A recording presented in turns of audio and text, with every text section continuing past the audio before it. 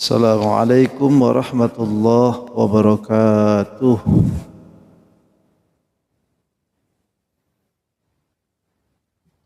Wa ala hadhihi niyyah ibtigha'i mardatillah wa ala kulli niyatin salihah ila hadratin Nabi Muhammadin sallallahu alaihi wasallam wa ala alihi wa azwajihi wa auladihi wa dhurriyyatihi ridwanullahi ta'ala alaihim ajma'in wa syurna ma'ahum birahmatika ya arhamar rahimin. Al-Fatihah. Alhamdulillah rabbil alamin arrahmanir rahim. Iyyaka na'budu wa nasta'in ihdinas siratal mustaqim siratal ladzina an'amta 'alaihim.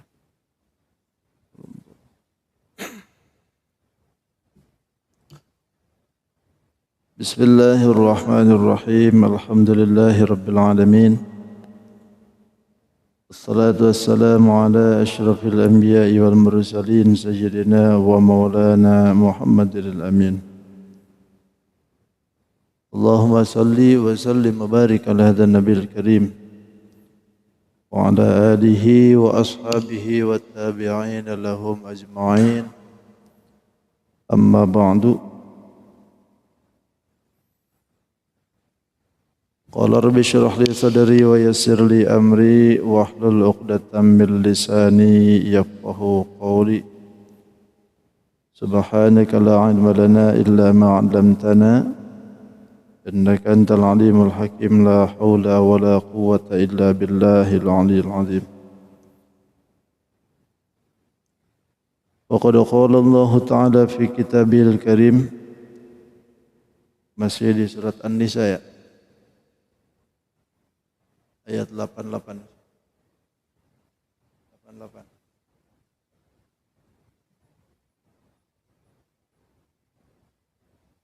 Ayat 88. A'udzu billahi minasy syaithanir rajim. Bismillahirrahmanirrahim.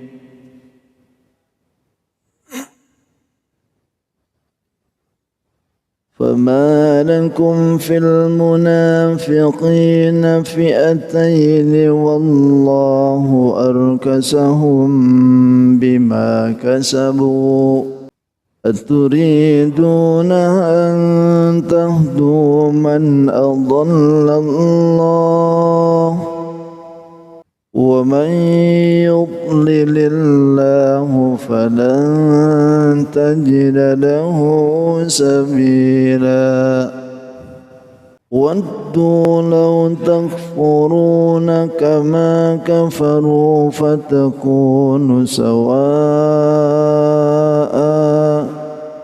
فلا تتخذوا منهم أولياء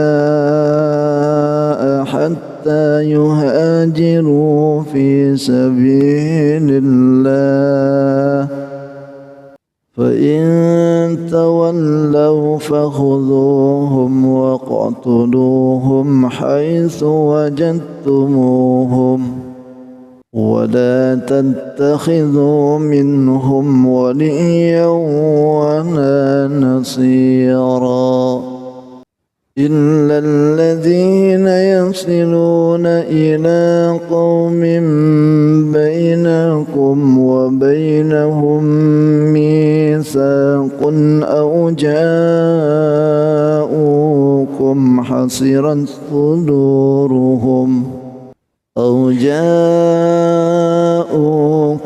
حصرت صدورهم أن يقاتلوكم أو يقاتلوا قومهم ولو شاء الله لسلطهم عليكم فلقاتلوكم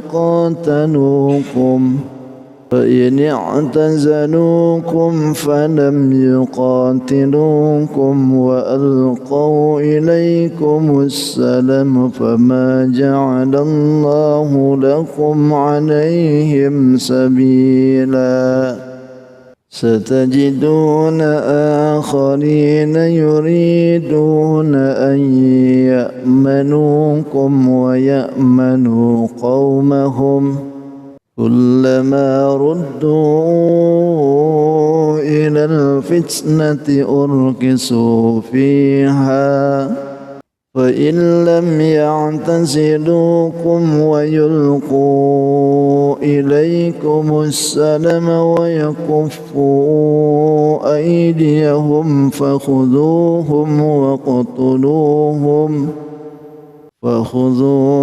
واقتلوهم حيث ثقفتموهم وأولئكم جعلنا لكم عليهم سلطانا مبينا. صدق الله العظيم وصدق رسوله النبي الكريم ونحن على ذلك من الشاهدين والشاكرين والحمد لله رب العالمين.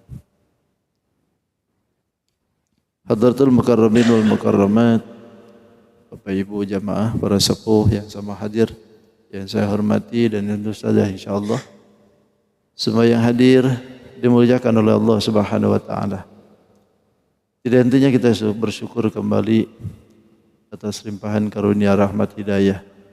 Hari ini Allah masih berikan kita kesempatan, diberikan lagi luang waktu, ringan langkah. Terlebih masih diberikan istiqomah untuk terus melaksanakan ibadah salat subuh dengan berjamaah.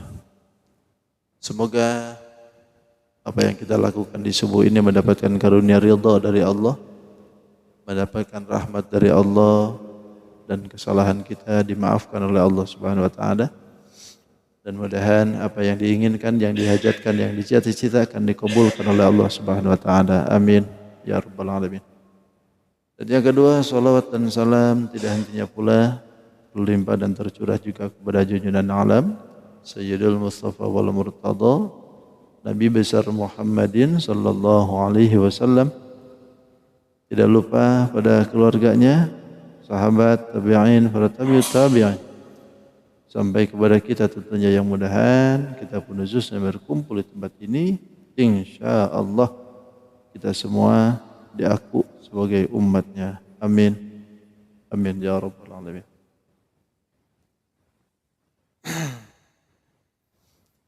Bapak Ibu yang dirahmati Allah, masih penjelasan di surat An-Nisa nih ya. Dalam ajian ini Allah Subhanahu wa taala akan menjelaskan kepada kita tentang cara menghadapi orang-orang yang munafik. Diberikan cara oleh Allah untuk menghadapi orang-orang yang muka dengan hati lain gitu. Ngomong dengan perbuatan lain. Sekarang begini, besok lain. Di depan kita iya semua dawuh, tapi di belakang nyucuk. Nah, ini adalah bagian dari sifat yang munafik, yang tentu kita berharap jangan sampai kemunafikan itu ada di diri kita, apalagi bercokol di hati kita. Naudzubillah, summa naudzubillah. Bahkan salah satu bentuk daripada caranya Allah untuk menghilangkan sifat kemunafikan itu, salah satunya adalah berjamaah salat isya dan subuh. Salat isya dan subuh itu salah satu hikmahnya adalah dicabutnya kemunafikan dalam hati. Berarti kalau enggak salat subuh dengan isya, susah. Itu baru 2 salat aja tuh. Karena kata Nabi, yang paling berat bagi orang yang munafik itu salat itu 2, salat isya dengan subuh. Itu kalau bagi yang munafik itu berat banget. Salat isya mungkin kecapean habis kerja, salat subuh kebablasan. Jadi dua-duanya berat banget. Tapi ketika kita itu bisa melakukan perbuatan dua-duanya, bisa ibadah di 2 waktunya, maka Allah cabut kemunafikan dalam hati kita. Dan hari ini alhamdulillah kita masih bisa salat subuh berjamaah insyaallah. Bersih insyaallah. Ayat ini diturunkan oleh Allah Subhanahu wa taala setelah para sahabat itu pulang dari perang Uhud itu kan. Begitu pulang dari peperangan Uhud itu perselisihan paham itu tajam antara mereka orang-orang yang mukmin dengan orang yang munafik. Karena pada waktu itu orang yang munafik itu kan lari itu sebagian tuh. Pulang lagi yang dipelopori oleh Ubay bin Salul itu tuh. Gak tanggung-tanggung, bukan 2 orang 3 orang yang balik tuh 300 orang. Satu pasukan yang diharapkan kebersamaannya tiba-tiba pisah. 300 orang bukan main. Dan itu langsung bikin grup sendiri itu. Bikin grup WA. Pulang dari Mekah Madinah. Satu bagian itu, kenapa kalian tidak mau perang dengan mereka? Satu bagian lagi, gak usah. Kita itu perang bukan untuk itu. Kata sebagian lagi nih, gak usah. Karena kita itu bukan ahli perang. Perselisihan paham tajam. Yang satu kita ini harus perang, yang satu lagi gak usah. Itu. Karena alasan itu yang satu itu karena kita ini bukan ahlinya. Kita tidak tahu urusan perang. Alasan itu. Yang satu lagi kita itu bukan menunjukkan ke situ. Ya sudah, pokoknya balik aja balik. Jadi perselisihan itu makin tajam. Lalu kata Allah, "Fama lakum fil munafiqina fi'atain?" Kenapa kalian itu menjadi 2 golongan dalam menghadapi orang munafik? Yang satu mengiyahkan, yang satu tidak. Sebagian lagi mendukung, sebagian lagi tidak. Kenapa jadi begitu kata Allah? Padahal wallahu arkasahum bima kasabu. Allah itu telah membalikkan mereka bima kasabu dengan apa yang mereka lakuin. Maksudnya itu mereka itu sebetulnya orang kufur. Lalu kelihatan jadi iman. Nah, sekarang mereka melakukan seperti itu. Itu balik lagi ke kufur. Jadi ngapain diurusin gitu. Mereka itu sudah kembali kepada kekuburannya. Memang sudah jati dirinya kelihatan macam begitu. Udah jelas-jelas tuh.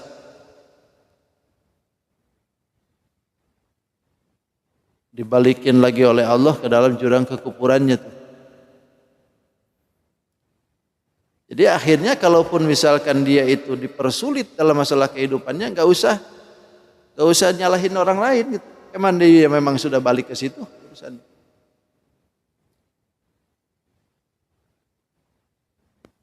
Ini kan masalahnya urkisu bahasa itu. Urkisu itu diambil dari ar-raqsu. Kan kalau biasanya bahasa balik itu raddun. Raddun itu balik. Tapi bahasanya itu kalau di sini urkisu. Wallahu arkasahum bima kasabu. Arkasahum itu kan dari raqasa. Itu dari kalimat itu diambilnya bahasa an-naqsu. Artinya qalbu syai'in ala ra'si. Membalikan sesuatu pada porsi asal. Jadi pemaknaannya itu radduhum min halatil ulwi wa huwa izzul Islam ilal asfal.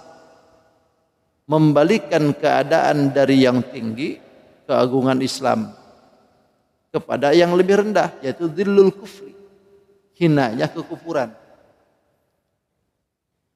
Karena mereka itu sudah dari kafir, lalu kemudian muslim, lalu ketika jadi muslim melakukan perbuatan tidak sebagaimana orang muslim, lalu sekarang dia berbelok, jadi kembali kepada kehinaan. Nah itu urkisu itu. Jadi bahasa dari urkisu itu menunjukkan bahwa mereka itu sudah dikembalikan lagi ke asalnya. Kedudukannya memang tadinya kafir, lalu sekarang menjadi Islam, seolah-olah jadi muslim. Tapi perilakunya perilaku kafir, dibalikin lagi oleh Allah. Kan cocok tuh dengan porsinya macam begitu gitu. Memang kelakuannya macam begitu, nah dibalikin lagi dah Allah. Gak usah lagi buat kayak muslim-muslim macam begitu. Jadi sudah ditempatkan ke dalam aslinya. Sehingga balik ke mereka tuh.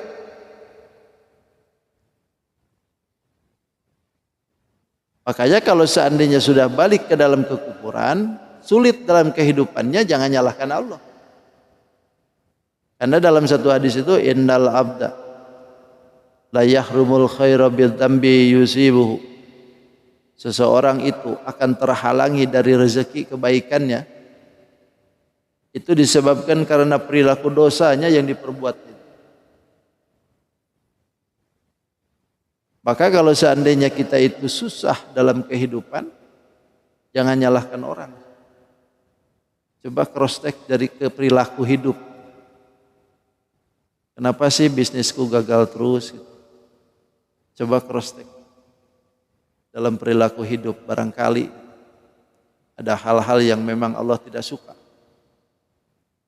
Kenapa sih gitu? Apa yang dirahasiakan atau apa sih yang direncanakan itu selalu gagal? Barangkali cross check. Karena kata Nabi, seseorang itu akan terhalangi kebaikan rezekinya itu disebabkan perbuatan dosanya. Makanya pantas ulama sering menganjurkan kepada kita, kalau keseringan kita ini kesulitan dalam hidup, istighfar banyak-banyak. Karena berkah dari istighfar itu salah satunya adalah membuka jalan. Membuka jalan kembali kehidupan yang sulit itu. Karena kesulitan hidup yang kita alami itu sejatinya ya karena ada perbuatan kita juga. Maka istighfar. Pantesan dulu guru saya Kiai Zain Abdul Somad, ada orang Jakarta waktu itu bangkrut usahanya, padahal sudah punya gedung bertingkat. Karyawannya banyak, tiba-tiba usahanya down. Datang ke pondok itu, disuruh puasa. Waktu itu disuruh puasa. Karena saya tahu itu karena disuruh di pondok, itu di asrama. Diamnya disuruh di asrama. Kamu diam aja di asrama sama santri. Sama-sama kita tuh. Saya tanya, Pak, apa yang dikasih mama amalan? Suruh istighfar aja. Suruh istighfar aja kita banyak-banyak. Oh ya sudah. Jadi selama puasa 2 pekan itu istighfar aja terus. Banyak istighfar aja orang. Bos besar itu datang ke pondok disuruh dengan asrama, suruh dengan santri. Tapi mau aja dia. Tapi berkah dari saat itu enggak lama pulih lagi. Jadi betul-betul ya. Sesuatu akan terhalang dari kebaikan itu akibat perbuatan dosa. Banyak-banyak istighfar. Begitu juga dalam rumah tangga barangkali. Kenapa sih rumah tangga berantakan terus? Barangkali ada hal-hal yang memang perlu diistighfarin oleh kita. Hal apa yang diperbuat oleh kita barangkali tidak adil, tidak memberikan porsi sebagaimana seorang suami terhadap istri atau sebagaimana istri terhadap suami. Itu yang harus di-cross-check. Jadi kedua belah pihaknya harus ada introspeksi. Baru di situ akan ada jalan nanti. Maka kata Allah tuh, Allah berikan tuh, wallahu arkasahum bima kasabu. Dibalikin ke porsi asal. Sehingga yang tadinya kafir berubah kafir lagi sudah. Makanya kalau sudah perilaku itu dari kafir, muslim, masuk muslim. Berperilakulah sebagaimana orang muslim itu baik-baik. Bener-bener gitu masuk muslim tuh. Jangan asal-asalan. Kan sekarang tuh banyak yang masuk muslim itu gara-gara perempuan kadang-kadang. Kalau sudah nikah gitu-gitu lagi. Kadang tidak sedikit perempuannya dibawa jadi ke kafir lagi. Masuk muslimnya sudah bagus. Tapi perilakunya itu tidak sebagaimana orang muslim. Sholat gak pernah, jamaah gak pernah, ngaji gak pernah digali. Ya udah dikembalikan lagi oleh Allah tuh ke porsi asal. Syukur dikembalikan lagi tuh ke porsinya masing-masing. Daripada nanti dijaring di hadapan Allah, ini porsinya sekarang tuh kata Allah.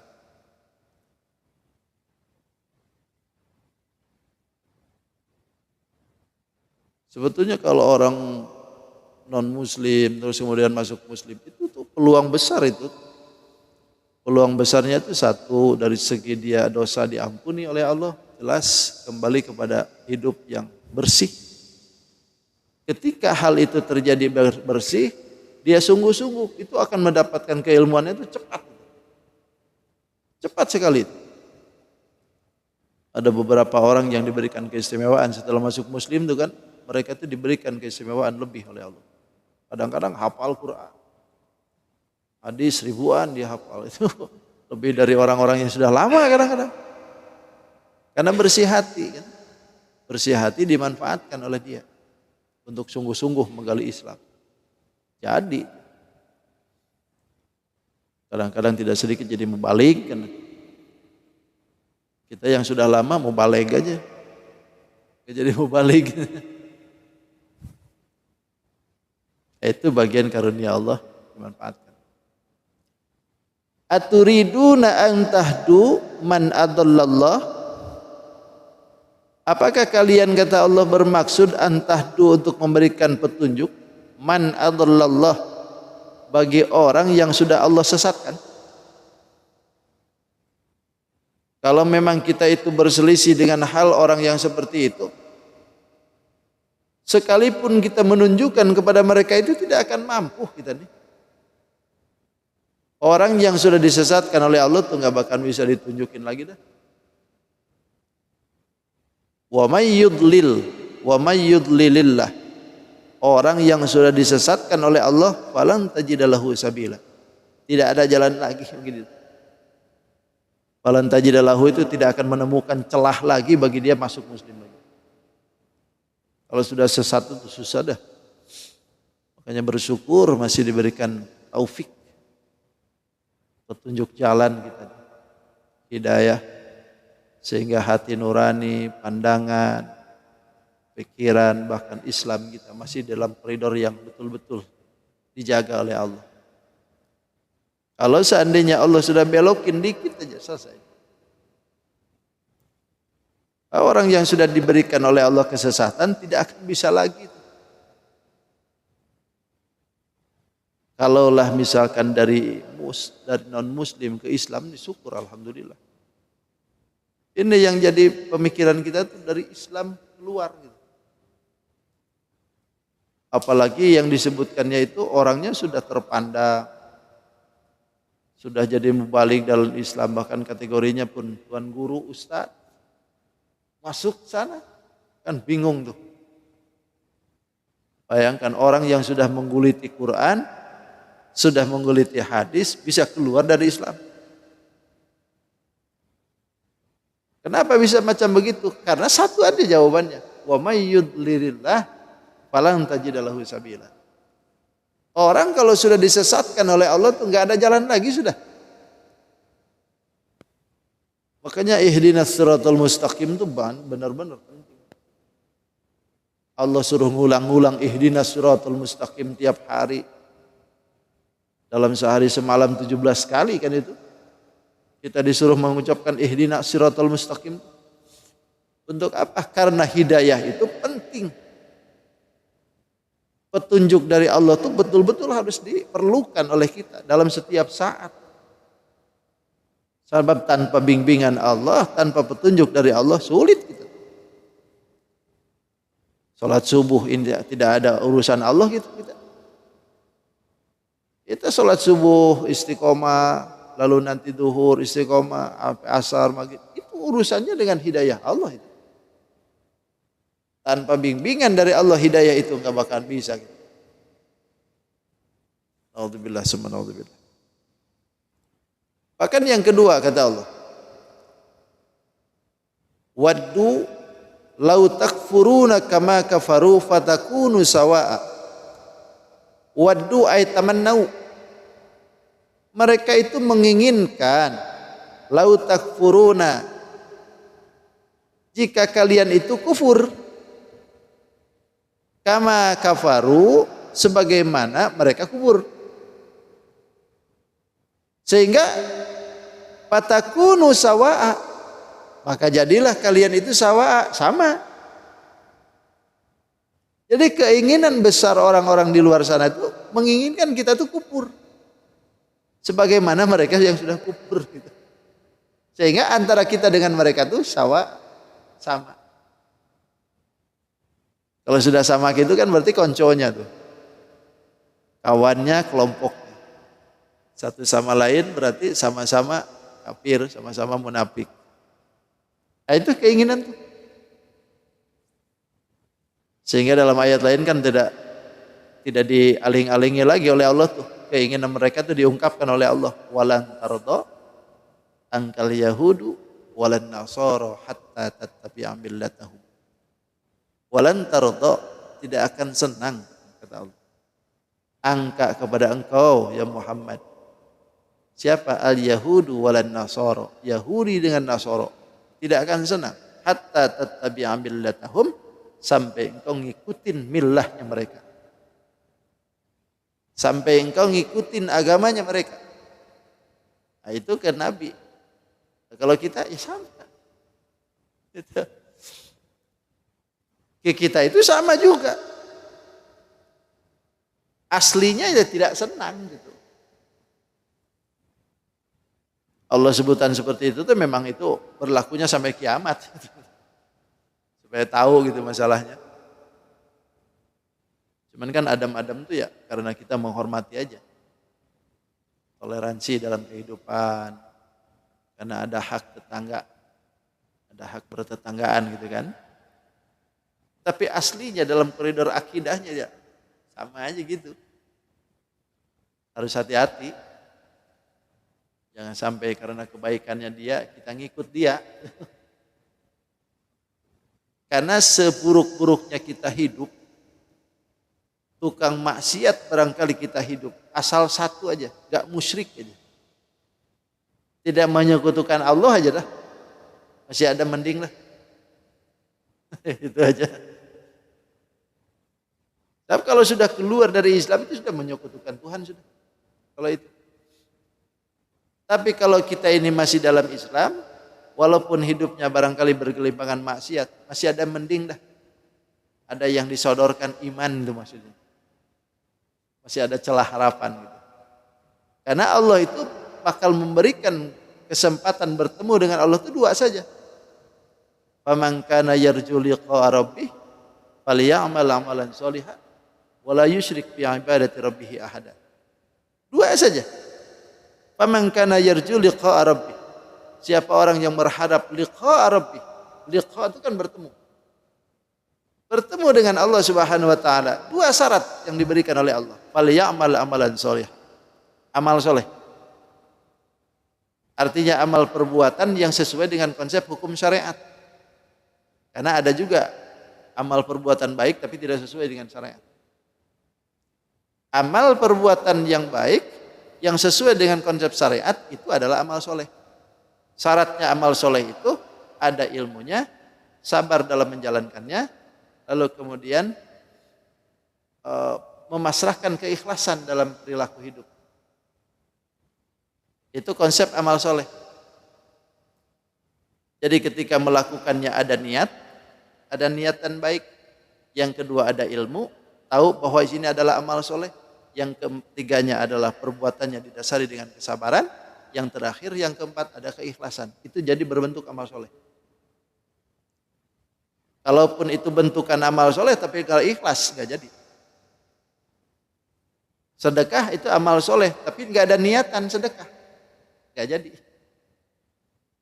Sedekah itu amal soleh, tapi nggak tahu bahwa sedekah itu adalah perbuatan baik. Bungul berarti, nggak jadi juga. Jadi kita berbuat amal soleh itu akan menjadi amal soleh kalau kita sendiri tahu, niatnya ada, ilmunya tahu, ikhlas dalam menjalankan, lalu sabar. Salat itu amal soleh, tapi kalau enggak sabar. Ngaji itu amal soleh, tapi kalau enggak sabar, enggak jadi amal soleh. Itulah yang diinginkan oleh Allah. Lalu yang keduanya, wala yusyrik bi'ibadati rabbih ahada. Jangan musyrik ke Allah dalam berbuat apapun dalam ibadah. Itu aja. Soal maksiat dan sebagainya itu ada hitungan tersendiri. Iman ada hitungannya, maksiat ada hitungannya. Tinggal ditimbang-timbang aja nanti. Kira-kira buat mana? Tapi kalau sudah musyrik, selesai dah. Itu nggak ada lagi dah yang harus diambil.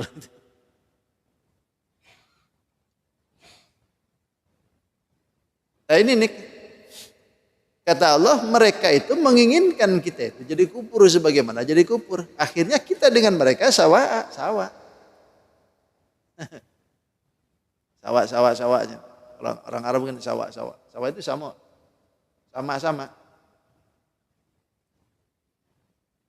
Oleh karena itu, fala tattakhidhu minhum awliya. Jangan kalian menjadikan minhum mereka itu aulia.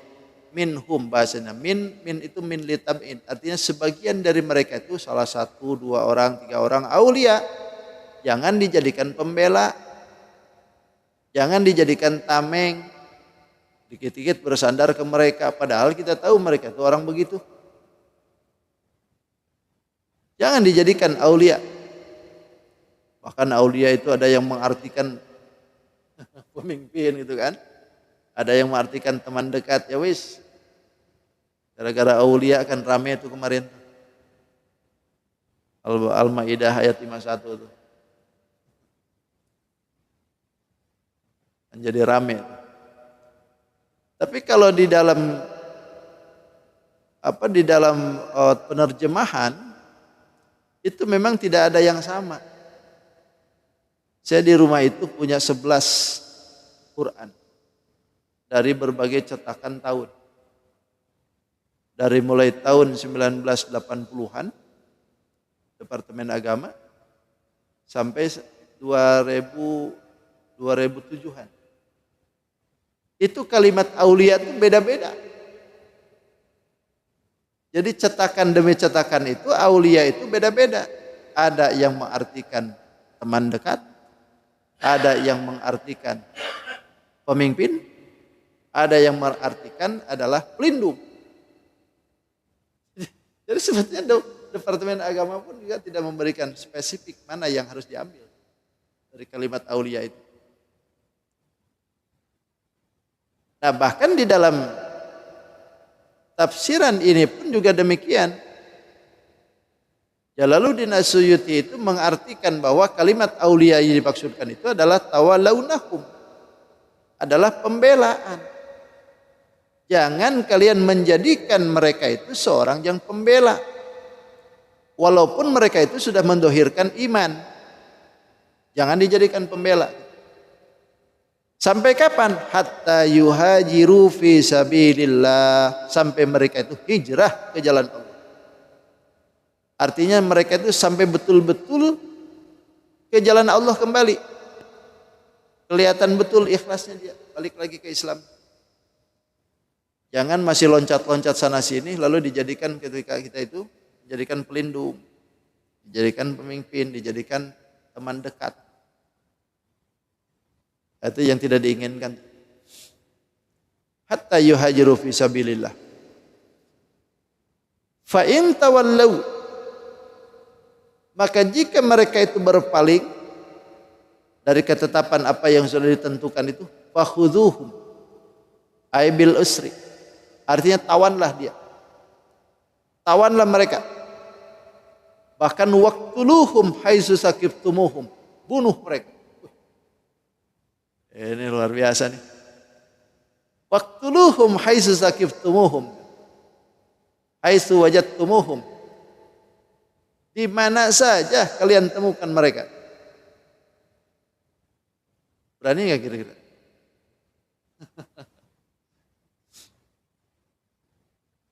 Bahkan wala tattakhidhu minhum waliyyan wala nasira.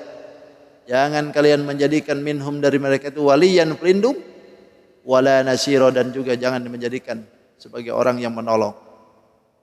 Dijadikan sandaran pertolongan dari dia. Jangan, kata Allah. Ini haitsu wajadtumuhum tu fa in tawallau tu innahu kana hasala minhum iqbalu summa aradu.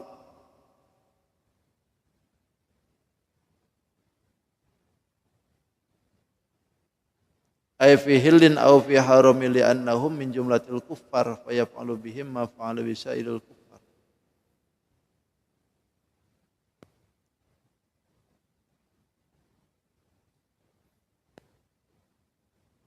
Coba Pak, di situ apa? Pengertian daripada fakhuduhum waqtuluhum.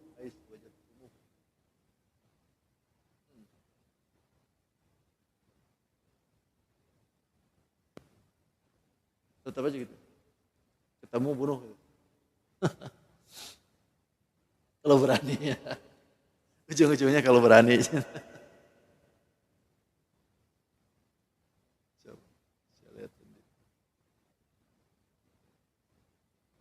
Emang ini kan kalau salah mengartikan dalam hal-hal yang seperti ini tuh bisa dijadikan dalih ini. Bisa dijadikan dalih oleh mereka-mereka yang kadang-kadang pemikirannya lain. Dari Imam As-Su'di itu mengatakan bahwa mereka menampakkan kekafiran itu fakhuduhum waqtuluhum haitsu saqiftumuhum. Yaitu janganlah kalian berpihak dan meminta tolong kepada mereka terhadap musuh-musuh Allah selama mereka bersikap demikian. Kemudian Allah mengecualikan di antara mereka dengan illal ladzina yasilunal Jadi ketika perilaku hidup mereka seperti itu, artinya di belakang kita lain, di depan kita lain. Kalau memang membahayakan dia itu ngajak-ngajak ke kufuran, Allah perintahkan ke kita. Fakhudhuhum waqtuluhum haitsu wajadtumuhum. Tapi illal ladzina yasilu,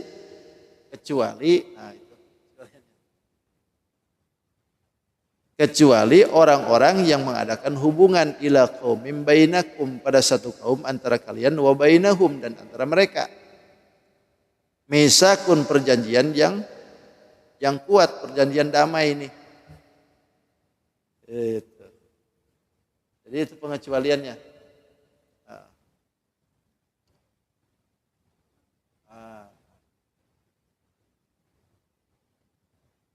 Nah itu maksudnya. Jadi kalau diambil kalimatnya tadi, fakhudhuhum waqtuluhum, itu bisa dijadikan dalil kalau seandainya kita tidak diteruskan ngajinya, bahaya tuh. Orang munafik bunuh aja, kan bahaya tuh. Tapi ketika kita ngajinya teruskan, nah baru ketemu tuh. Kecuali orang yang ada perjanjian damai, sebagaimana antara pihak Nabi dulu dengan Hilal bin Waimir al-Aslami ya. Waitir al-Aslami dulu itu kan begitu. Dia seorang tokoh munafik, tapi mengadakan perdamaian dengan Nabi. Dan itu tidak dibunuh dia. Padahal harusnya perilakunya harus dibunuh. Tapi karena ada akan perdamaian, akhirnya dilindungi. Jadi ini pengecualian. Waja'ukum, dan mereka datang kepada kalian, wa qad hasirat suduruhum, dan meminta keberatan atas hati mereka, la ayyuqatilukum, untuk memerangi mereka terhadap kalian, au yuqatiluna qaumahum, atau mereka memerangi qaumahum, kaumnya mereka. Jadi kepada kita tidak berani, dengan kaumnya enggak berani. Ke kita enggak berani melawan, dengan kaumnya pun enggak berani berontak. Nah, kalau orang yang macam begini tuh mengadakan perlindungan, akhirnya cari-cari aman. Cari-cari aman. Ya, diantaranya perjanjian Hudaybiyah itu kan perjanjian waktu mau ke Mekah itu. Mau ke Mekah.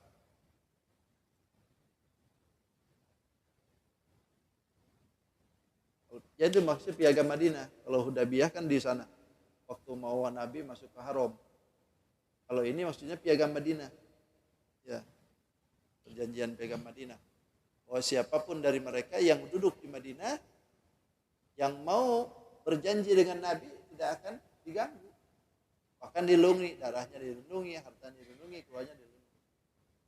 Tidak ada pergangguan. Tapi kalau misalkan keluar dari perjanjian itu, keluar. Bahkan bukan hanya dibunuh, diusir oleh Nabi. Sebagaimana kaum Khazraj. Itu kan mereka diusir. Keluar dia, masuk ke Syria. Akhirnya banyak di Syria jadi Yahudi kan. Ada itu pengusiran dari Madinah. Walau syaa Allah. Ini lau syaa Allah itu berarti ini pengertiannya adalah satu perkara yang memang diberikan oleh Allah, satu kegembiraan untuk Nabi ini, untuk mukmin.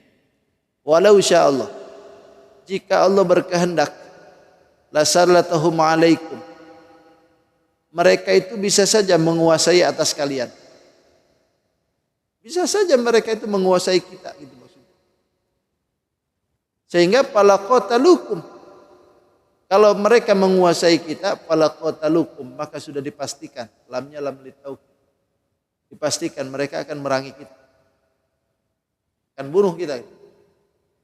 Kalau mereka itu menguasai kita. Tapi kan tidak digitukan oleh Allah. Ketika perang Uhud itu terjadi kan kalau mau mereka itu balik itu selesai sudah semua. Tapi ternyata Allah lindungi orang mukmin sehingga dimasukkan rasa takut, ar-ru'ba. Sehingga mereka itu tidak balik, padahal mereka posisi sudah menang itu. Tapi mereka tidak mau hadir. Atau yang kedua ketika perang Badar Sani. Perang Badar kedua, perang Badar Sogir. Badar Sugro disebutnya. Itu kalau seandainya terjadi perang itu, kayaknya kemungkinan besar mereka menang. Sebab mereka sudah punya pengalaman di waktu perang Badar kekalahan pertama. Tapi di yang kedua ini mereka itu nantang, tapi pada waktunya mereka tidak hadir. Karena rasa takut itu.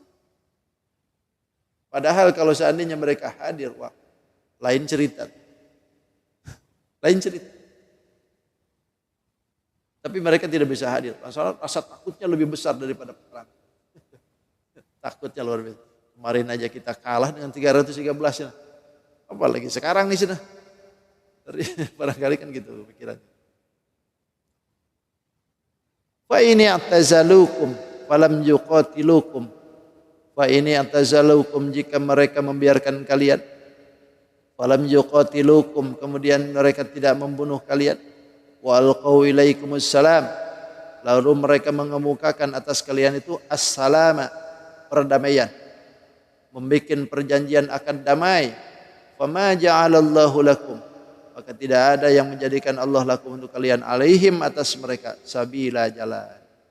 Artinya kalau Allah sudah memberikan jalan seperti itu, tidak ada sesuatu pun yang bisa menghalangi.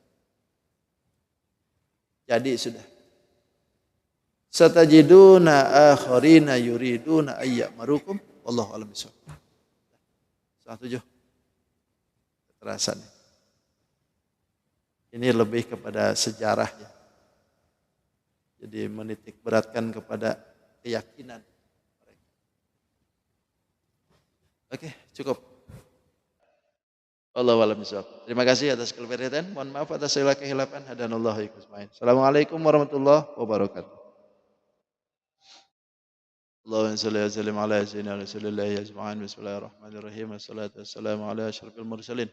Sayyidina wa lana Muhammadin al-amin. Allahumma rabbi anfa'na bima 'allamtana. Rabbi 'allimna alladhi yanfa'una. Rabbi faqihna wa faqih ahlana wa qurbat lana fi dinina. Tawassalna bita'alimin, tawassalna bita'alimin, anta rizquna al-wasi'ah wa anta rizqul amanah. Rabbana atina fid dunya hasanah wa fil akhirati hasanah wa qina adzabannar. Walhamdulillahi rabbil alamin. Taqabbalallahu minkum. Subhanakallahumma wa bihamdika asyhadu an la ilaha illa anta astaghfiruka wa atubu ilaik.